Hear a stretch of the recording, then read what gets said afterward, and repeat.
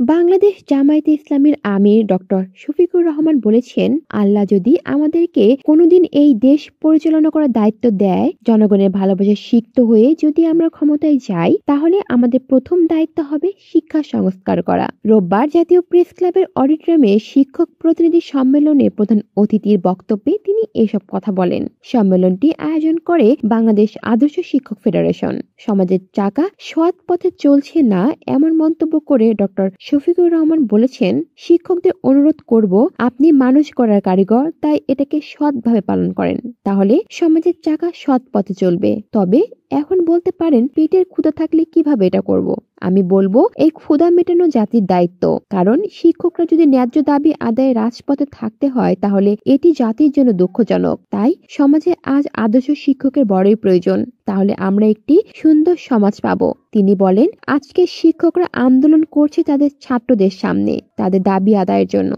কারণ শিক্ষকরা যাদের কাছে দাবি আদায়ের জন্য অনুরোধ করেছেন, তারাই একদিন এই শিক্ষকদের ছাত্র ছিলেন। তাহলে কেন আজকে শিক্ষকদের তাদের ছাত্রদের সামনে অসহায়ের মতো হাত জড়ো করতে হচ্ছে? জামায়াতে ইসলামীর এই আমির বলেন, আপনি আজকে যত বড় সচিব, সেনা কর্মকর্তা সহ যেই হন না কেন, একদিন কিন্তু আপনারা এই শিক্ষকদের কাছে ছাত্র ছিলেন। তবে আজকে মানুষের মতো মানুষ না হয়ে এই দশার কারণ কি? কারণ একটাই, শিক্ষাটা ভালো ছিল না।